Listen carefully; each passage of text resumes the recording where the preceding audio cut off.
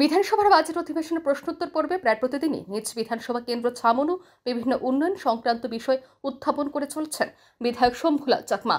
বুধবার প্রশ্নোত্তর পর্বে বিধায়ক শম্ভুলাল চাকমা এক প্রশ্ন উত্থাপন করে ছৈলেংটা দ্বাদশ শ্রেণী বিদ্যালয়ে নতুন ভবন নির্মাণের কোনো পরিকল্পনা দপ্তরের রয়েছে কিনা সেই বিষয়ে জানতে চান। এই প্রশ্নের উত্তর দিতে গিয়ে শিক্ষা দপ্তরের দায়িত্বপ্রাপ্ত তথা রাজ্যের মুখ্যমন্ত্রী প্রফেসর ডক্টর মানিক সাহা জানান, ছৈলেংটা দ্বাদশ শ্রেণী বিদ্যালয়ে নতুন ভবন নির্মাণের জন্য সরকারের পরিকল্পনা রয়েছে।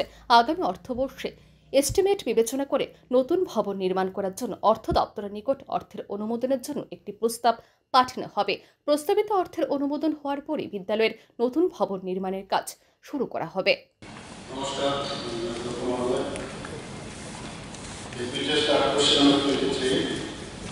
মাননীয় বিধায়ক শ্রী শম্ভুলাল চাকমা।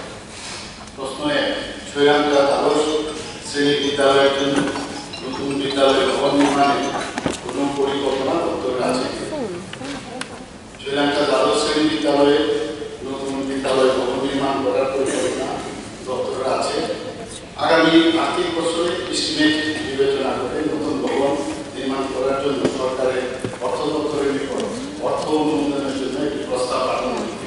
প্রস্তাবিত অর্থ অনুমোদিত হয়ে নতুন বিদ্যালয় ভবন নির্মাণের কাজ শুরু করা হবে।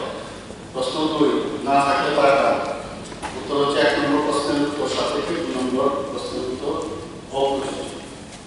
এদিন বিধায়ক শম্ভুলাল চাকমা অতিরিক্ত একটি বিষয় উল্লেখ করে জানান, বিদ্যালয়টি সম্প্রতি পিএম শ্রী প্রকল্পের অধীনে এসেছে। এতে করে বিদ্যালয়ের ছাত্রছাত্রী এবং অভিভাবক মহলে উৎসাহের সৃষ্টি হয়েছে। বিদ্যালয়ে একাধিক ভবন জরাজীর্ণ অবস্থায় রয়েছে। বিদ্যালয়ে পাকা ভবন নির্মাণ সংক্রান্ত সরকারের এই সিদ্ধান্তটি ছাত্রছাত্রী এবং অভিভাবক মহলে আরও উৎসাহ সৃষ্টি করবে বলে অভিমত ব্যক্ত করেন বিধায়ক শম্ভুলাল চাকমা। ব্যুরো রিপোর্ট, আর ই নিউজ।